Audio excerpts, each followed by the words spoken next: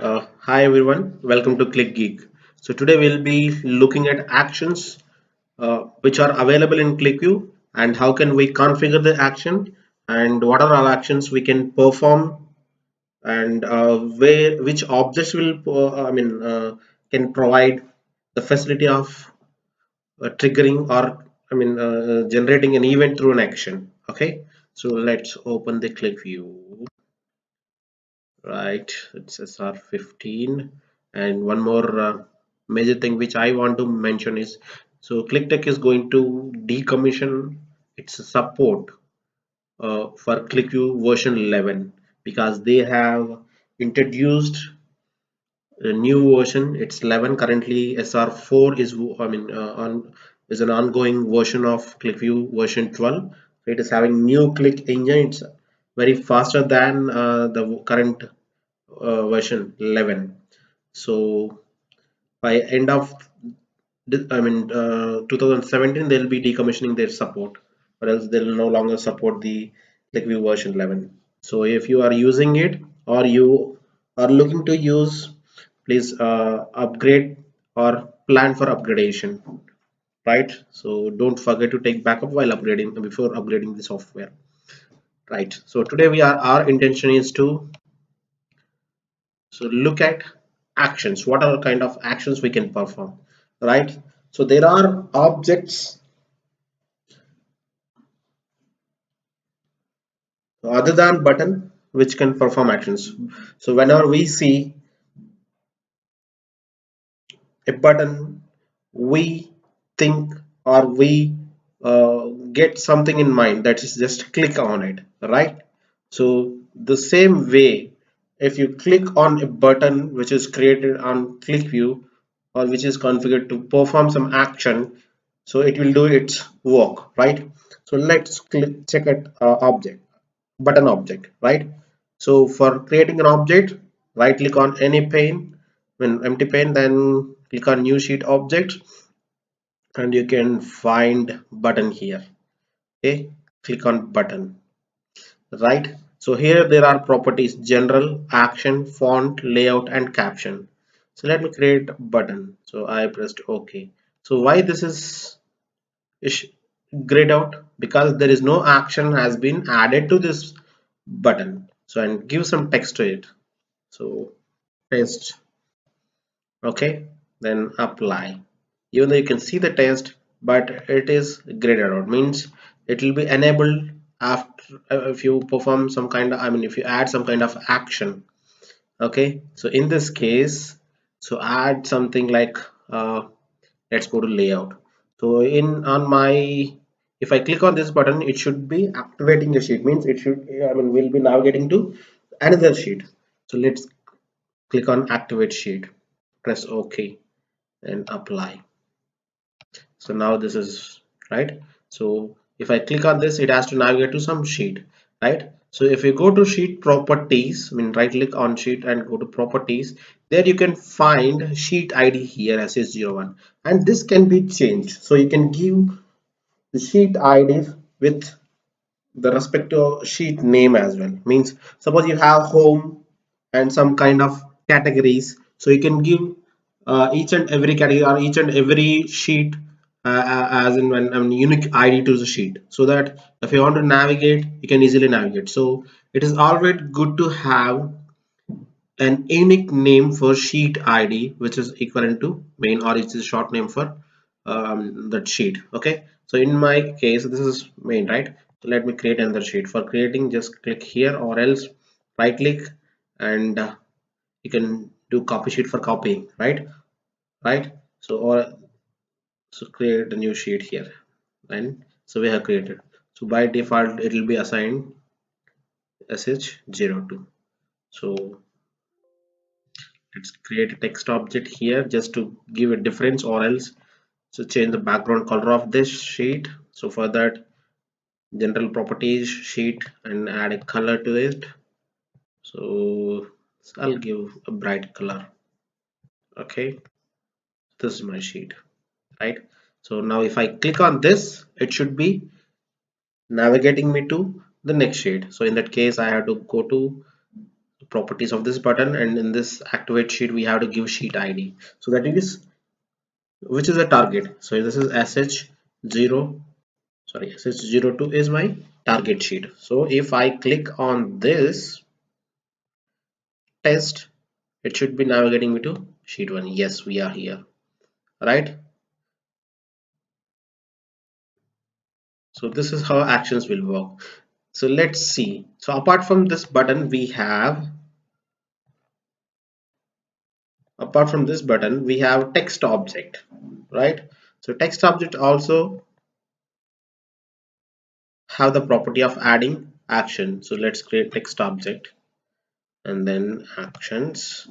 There you can add something like, so take the same thing, layout, activate sheet, okay, then so sheet ID, make it sh02,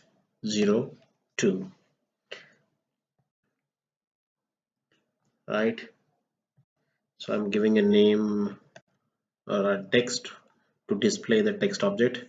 Navigate to sheet 2, okay, then press on it. So you can see if I put my cursor on this, so it will be turned into hand symbol. If I click on this, so it will be opening the page, right? And apart from these two, is there anything have this? So let's check again. So go to charts, there we have a chart called gauge, okay, then click on it. So I'll not be placing anything, so let's put 0.7, sorry, 75 as value, and okay, and finish. So gauge chart is used for displaying the uh, I mean kind of insight here, so you can visualize only one value here, it don't have any dimension. So let me put it in a proper format. So I would like to have this to be in 180 degrees. So let me know, this is 271, right? 270 degrees. If I apply it, then you can see, so it will be like proper what you can the speedometer, right? So here you have action, right? So what kind of action? The same, I'll add, go to layout and activate sheet. Okay, I'll provide sheet ID sh02, okay, and apply. If I click on this, it's navigating. So this is only the chart which has action output. I mean actions embedding or action specification facility. Okay. So apart from this, button and text object. Okay. Let's see the actions, right? So what are all the actions are available, and we'll see possibly the examples which we can um, demonstrate in this current scenario, or current with the current application which we have created. Let me save this as actions. So for each and every action, I'll create a different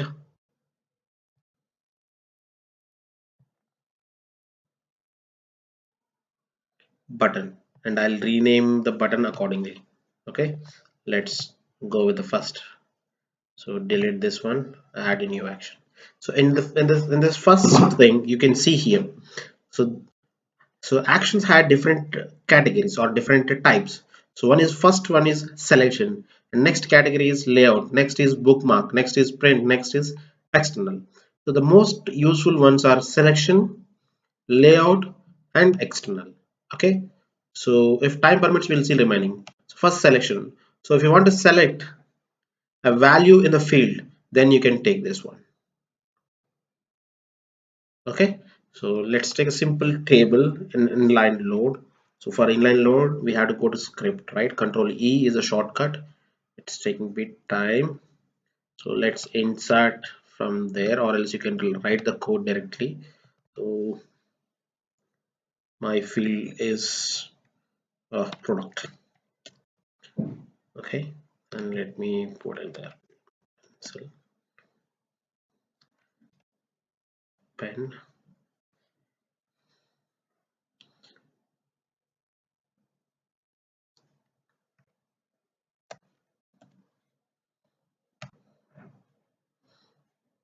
That's it. Let's have three values. Okay, so I'm reloading because we have specified only code. If you want to fetch the data, so we need to save and reload it. Okay, so once we have read, we got the product, right? Add in here so that it will create a field, right? So we have the field here. Let's fill here. So now for what we want to do is, so select in field. Okay, so create again freshly. Selections, select in field. So what we want to select in that particular field. So let's take the field name. So you have to directly type the field name here. If you want to have or suggestion from the existing field, then place equals to, then product, then you will get it. So remove the equals to symbol. Okay, then which value you want to put in here. So I want to select pen by default. So pen, so within single quotes. Okay, apply. Okay, if I click test, it should select pen. So here whatever the values are being selected, so that will be highlighted in green. Okay, if the values are grayed out, these are called as unassociated, and if any values are associated, they will be in white colors.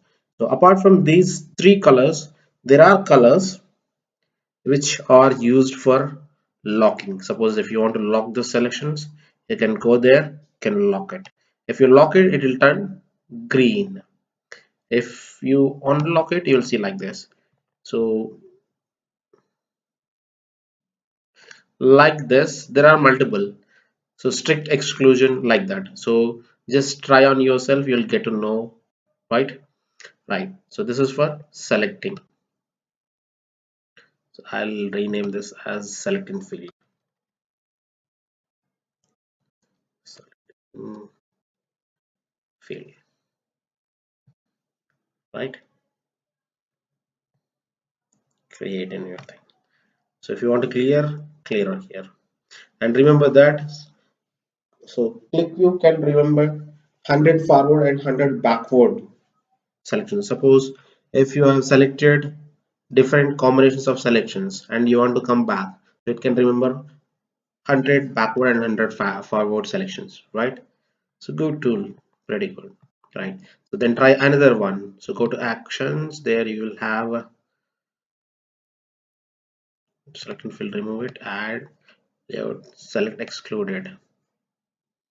Okay, from field,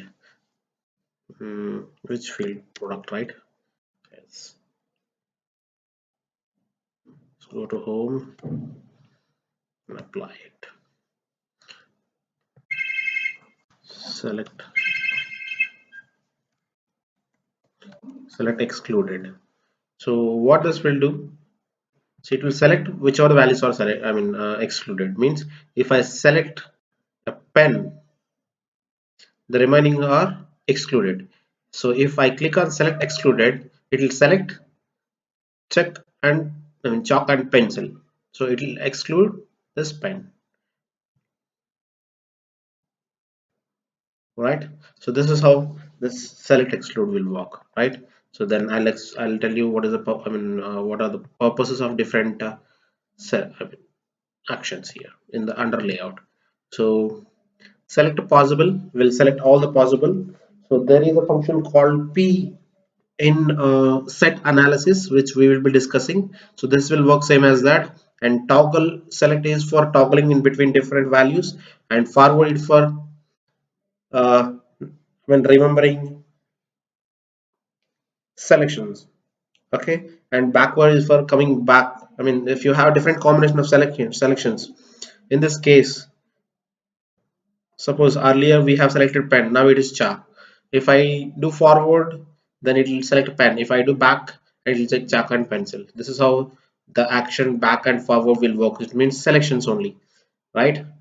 And then so pay to select, this is for 80-20 combination, means so 80% of contribution will be shown this pay to select. So there is rich article written by Cronstrom. So in Click community there you can find this pay to chart there, so that you'll get to know it. And lock field, for locking the field means no one can select any other value if you lock it, means you further won't go for. So what uh, this will provide is, suppose if you want to have a particular product and you want to see the combinations with the selections, in that case you can lock the field value of the product and you can see the remaining parameters or remaining selections, so that it won't get removed. So and lock field will lock the field, lock all will lock the all fields, unlock field for one field, unlock all will unlock all the fields, and unlock and clear. So it will unlock the field and then clear the selections. Clear other field will clear other field, right? And clear all will clear all the field selections, and clear field will uh, clear the selections of a particular field. Okay, then go to layout. So here in the layout, if you want to activate an object, you can activate it. Activate object. So this is for activating sheet, and activate next sheet is for activating next sheet. So means the immediate sheet which is next to the current sheet will be activated. Activate previous will activate the previous sheet to the current one, and minimize the object, it will minimize the object, and maximize will maximize the object. But here, and restore, it will restore it. So for all these layout actions, you shall be providing id of object or a sheet. Okay, and then let's go to external. So export will export chart, launch will launch any application, open URL will open URL, and open Qlikview document will open a Qlikview document, and you can pass the selections of a current document to the next document if parameters are passing, means if the fields are matching, right? So suppose if you have any of the iPad, if you're using iPad app to open, it's better to use open URL, because sometimes iPad application, Qlikview application, open Qlikview document. In that case, it is better to extract an URL from server and put it open URL, so that you can freely navigate in between different documents, which is called as document chaining. Means navigating from one document to another document is called as document chaining, right? Run macro will run down macro. Set variable will set a variable value. Show information will show the information if you have attached it, and close this document will close the current document. Reload will reload it, and this reload won't works on access point. Remember this, because so earlier this is with ADX and IE plugin it was possible, but it won't works now. Dynamic update also. Okay, so these are only these last two options are only useful for desktop users, means Qlikview desktop users. Okay, let's go to print option. So here you can print an object, print a sheet, and print a report. What is this report? So Qlikview works on the concept of DAR, dashboard, analysis, and report.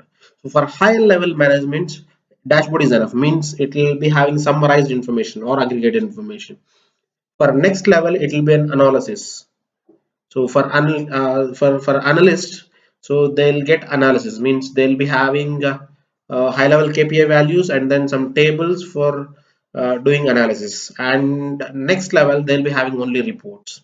Okay, so you can create reports, PDF reports. If your server is having PDF distribution license, you can distribute PDF through mail or else to their respective folders. Okay, so that's what this print report will. Print report is for reporting that. Printing the report which you have created here. I'll show you how to create a report as well. And coming to the bookmarks, here we have apply bookmark and create replace. So you can do this way, or else you can will have a toolbar in access point. Through that also you can create a bookmark, you can apply a bookmark, or else you can remove bookmark. So these are the actions which are available in Qlikview, and you can trigger an action through button or text object, or through God chart. Okay, so let's see how to create a report. So I chose for the creating reports, just go to reports and click on edit report. Okay, then add, click on add. So give a name, document, some name, anything meaningful. Then select the report, so it will be highlighted in blue, and then click on edit. So it will show a page in which you can drag and drop the objects. Okay, so this is how.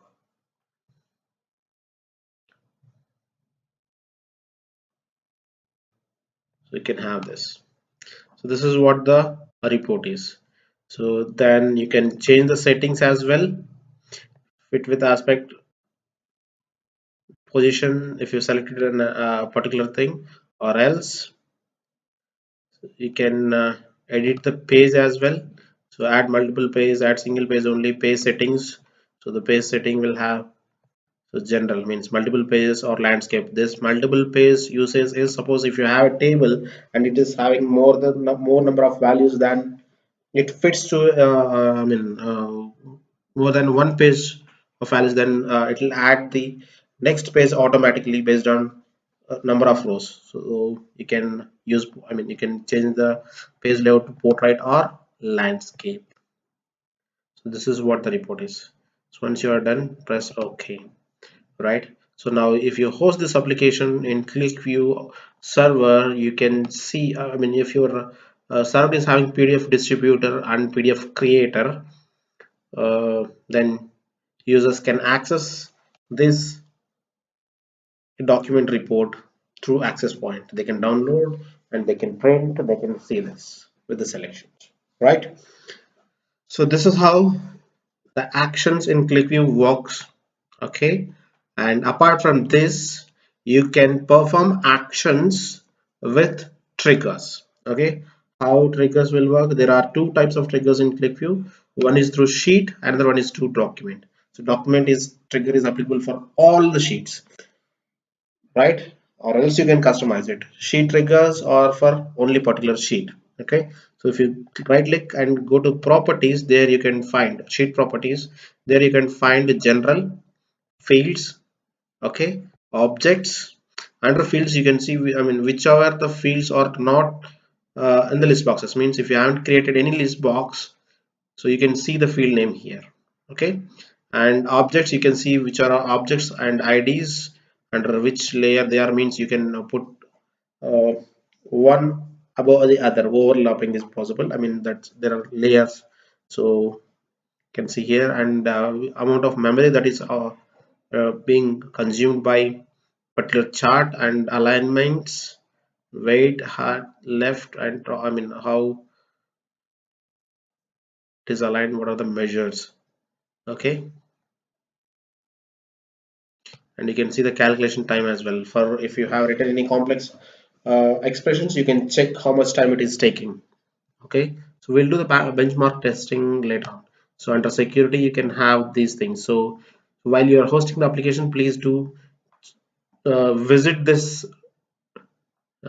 tab under sheet properties and select or unselect appropriate ones based on your requirement, right? So our point of discussion is triggers. So in sheet triggers, we can activate sheet. On activation of a sheet, we can add action on leaving. Means if you entered into a sheet and you want to have default selections, in that case, you can add that. And if while you are leaving, you want to remove or you want to have some selections to be done, you can do that here as well.